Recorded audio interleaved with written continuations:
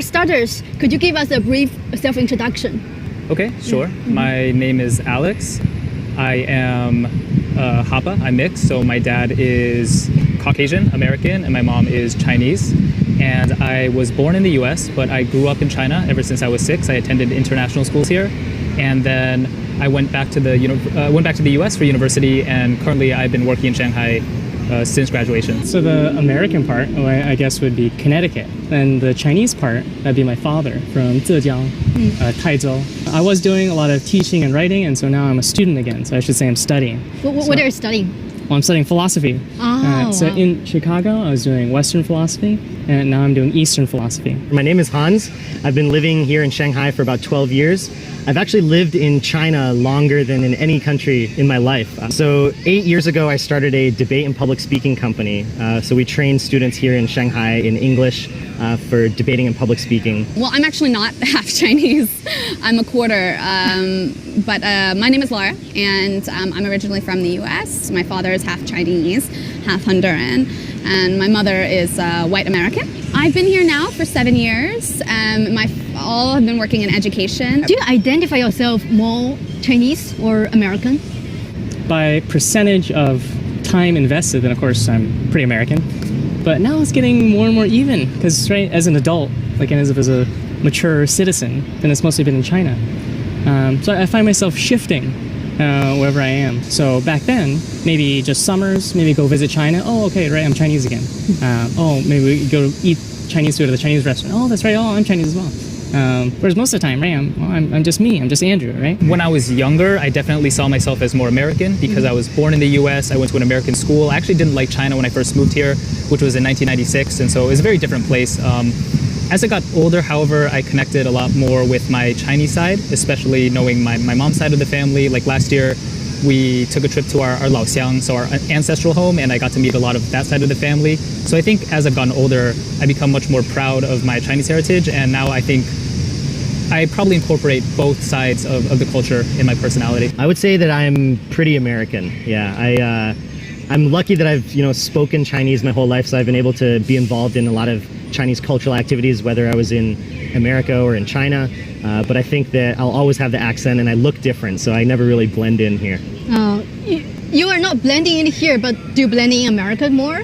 Yeah, I would say America is very diverse. So, I always find it really interesting in China, people always ask, where are you from? You look like this, you look like that. But in America, you very rarely get questions like that. I identify myself as Honduran, Chinese, American. All three. How do you generally get treated by Chinese people? Do they see you as a fellow Chinese or like a foreigner? I think they see me as a foreigner. Certainly they see me as a foreigner. I think being mixed race in China, especially if you're a Eurasian mix, it's seen as a positive thing. Now, if you were mixed with, let's say, African American or something like that, I don't think it would necessarily be the same. But with my particular mix, I think generally you're treated quite well. What kind of stereotypes do they have towards Harvey? 2 stereotypes: smart and good looking. And are you both?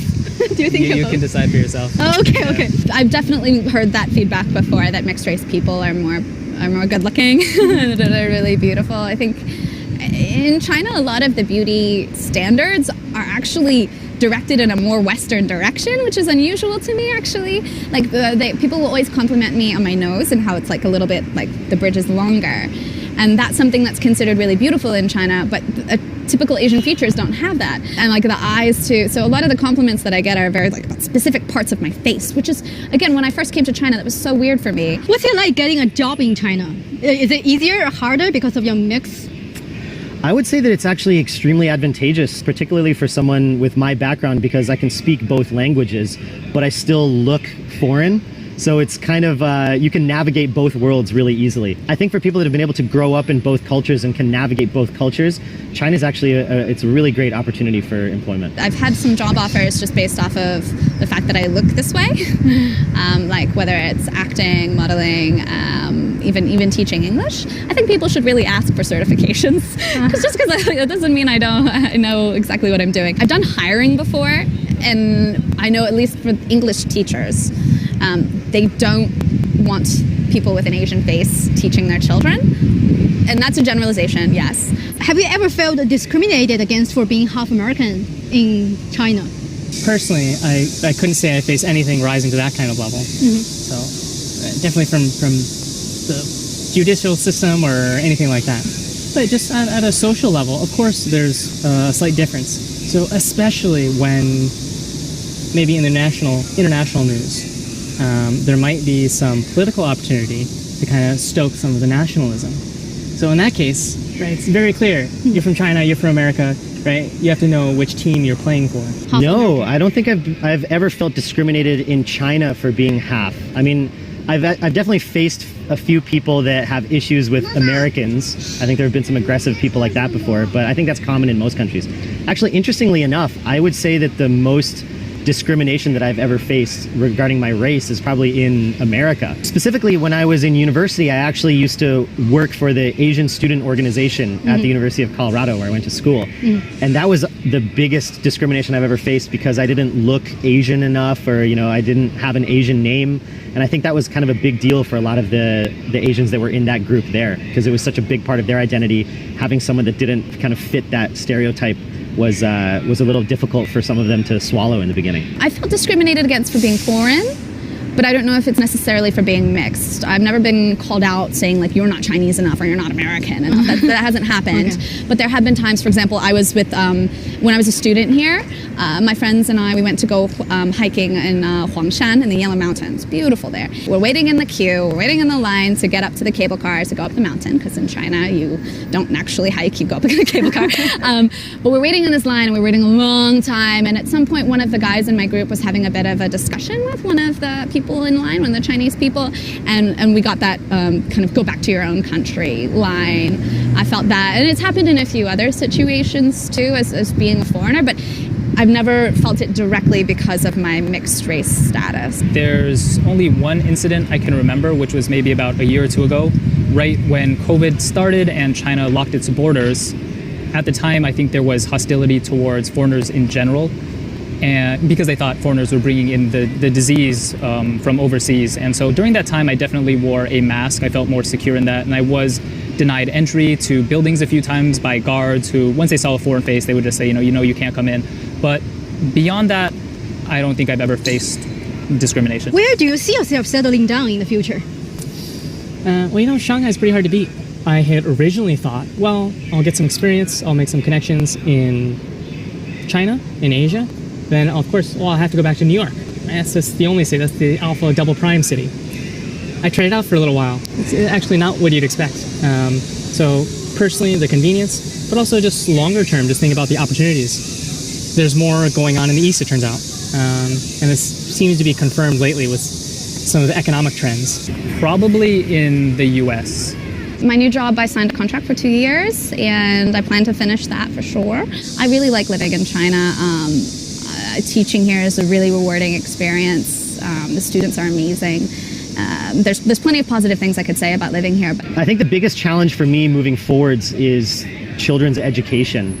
Obviously, there are a lot of really high quality schools in Shanghai, but I think the kind of environment, the pace of life, the pressure that students are under, as well as the cost of schooling and even activities outside of schooling, make it a difficult place to commit and say, this is 100% where I want to be. Outside of that, though, I absolutely love it. I think the food scene here is the best in any city, in any country that I've ever been to. It's absolutely amazing. I would say the friends that I've made here are incredible, super diverse, tons of talent, interests in all sorts of different areas.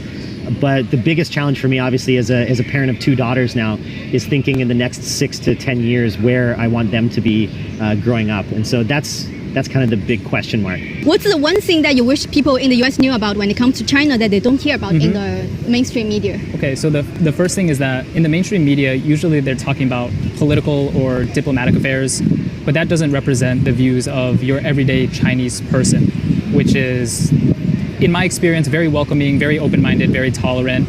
Maybe a tiny bit less so in recent years, but I think by and large, still what you'd expect out of, I think, just like a normal person, right? So what you're reading about in the news has very little to do with how everyday people think or how they view the US. China as a place is very different than the perception that is painted on US TV. I would say that most Chinese people are definitely more conservative in certain ways, but really open and very curious.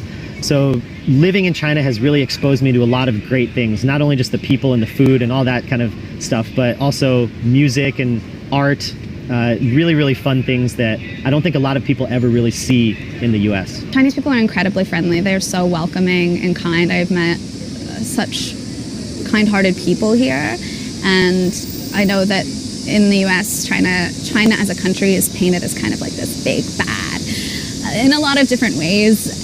And I wish that people could get to know the people more, because the people don't reflect, like the government and their choices doesn't reflect the people. I don't think that that's true. And even in my own country, you can say a lot about the American government and all of the bad things that have happened there and the good things.